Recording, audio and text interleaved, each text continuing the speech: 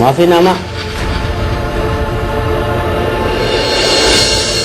आपने तो माफीनामा पहले देने से इनकार कर दिया था, तो अब क्यों? क्योंकि अब मैं हकीकत जान चुकी हूँ। मैं महसूस कर सकती हूँ कि शौहर से जुदाई का गम क्या होता है।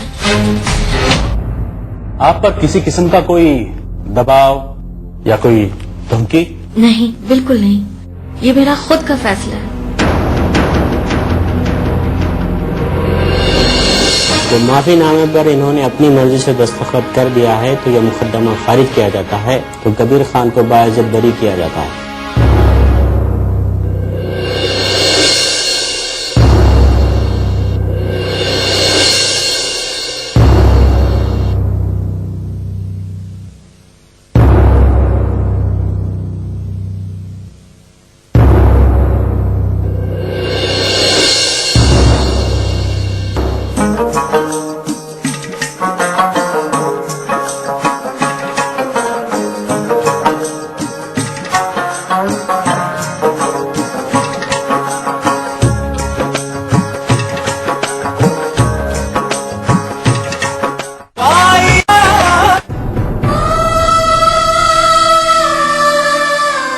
समीरा भी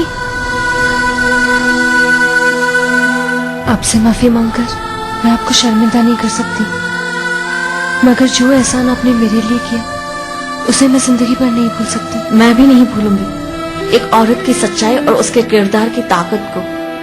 मैंने जो सच्चाई तुम्हारी और मासूमा की आंखों में देखी थी, उसी ने मुझे हिम्मत दी थी ये कदम उठाने की। मैंने तुम्हें बद्दुआ दी थी, लेकिन आज तहे दिल से तुम दोनों को दुआ देती हूँ, खुदा तुम दोनों को खुश रखे।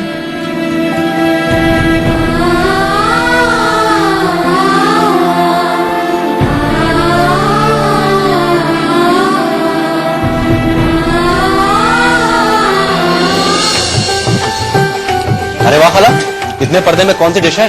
ये तुम्हारे लिए नहीं है। अरे मेरे लिए नहीं है तो कम से कम मैं शक्ल तो देख ही सकता हूँ ना। खाला खाला खाला। ले कबीर, जल्दी से सेवैया खा ले वरना मजहर ले लेगा।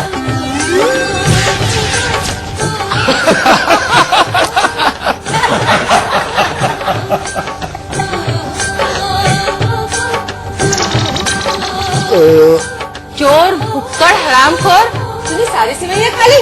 मैंने तो एक निवाला सिर्फ चखने के लिए खाया था। कब सब खा गया पता ही नहीं था। रुक जा, अभी बताती मैं तुझे। आज अगर तेरा पेट फाड़ के मैंने सारी सेवैया नहीं निकाली तो मेरा नाम भी खाला नहीं।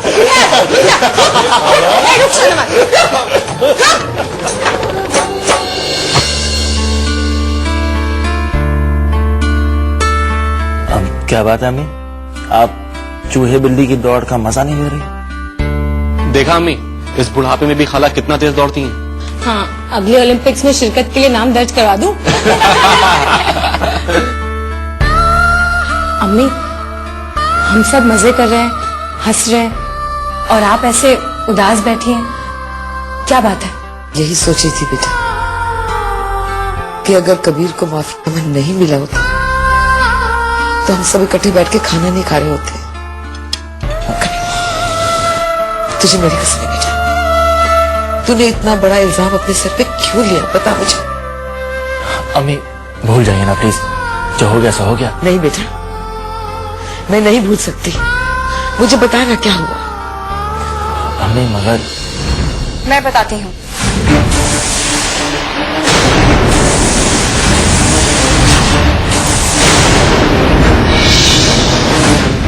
मासूमा नहीं। नहीं भाईजान, और नहीं, अब मुझे सच बोलने से कोई नहीं रोक सकता।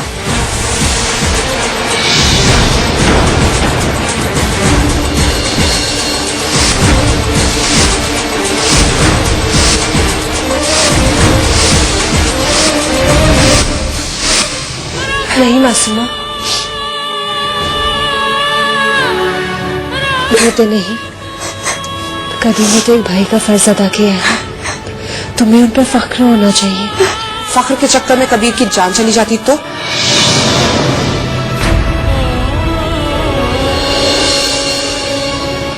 ऐसे कैसे चली जाती? अल्लाह सबका निगहबान है।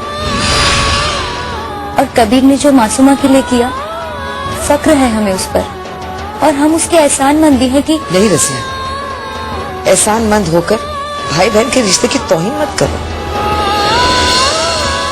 कबीर, तुझे अपनी आंखें नीचे करने की कोई जरूरत नहीं है। तूने तो फक्र से हमारा सर ऊंचा किया है।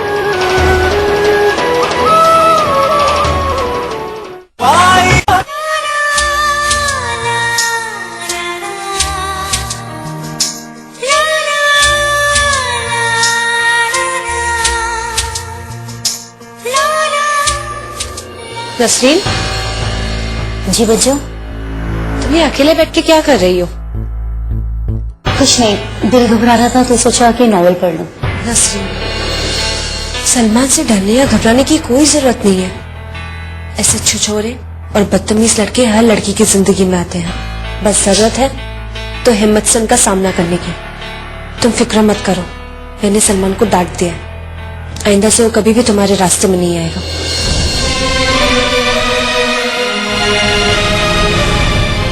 लेकिन इन्हें मैं कैसे कहूँ कि मैं सलमान से। और हाँ नसरीन,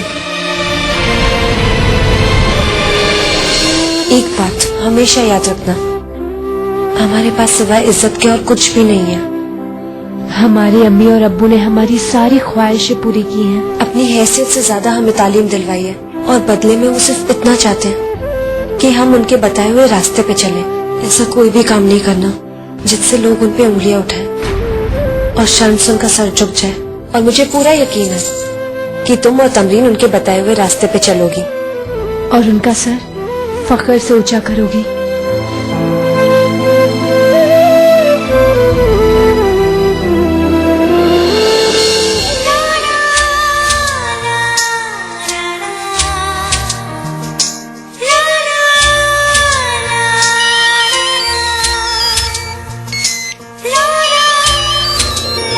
सलमान, मैं अभी इसी वक्त तुमसे मिलना चाहता हूँ। किस लिए? इतने करीब होते हुए भी ये दूरी सहन नहीं होती, इसलिए। देखो, ना मत करना, वरना मैं आ जाऊंगा। 5 मिनट में टेरेस पर पहुंच जाऊँ। नहीं सलमान, मैं तुमसे नहीं मिल पाऊंगी। अगर बच्चों को पता चल गया तो मेरी खैर नहीं। नसरीन, सलमान, मैं फोन रखती हूँ, बच्चों बुला रही हैं।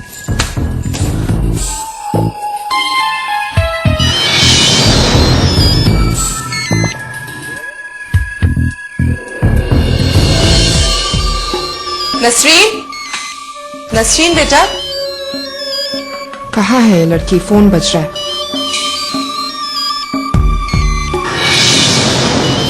सलमान?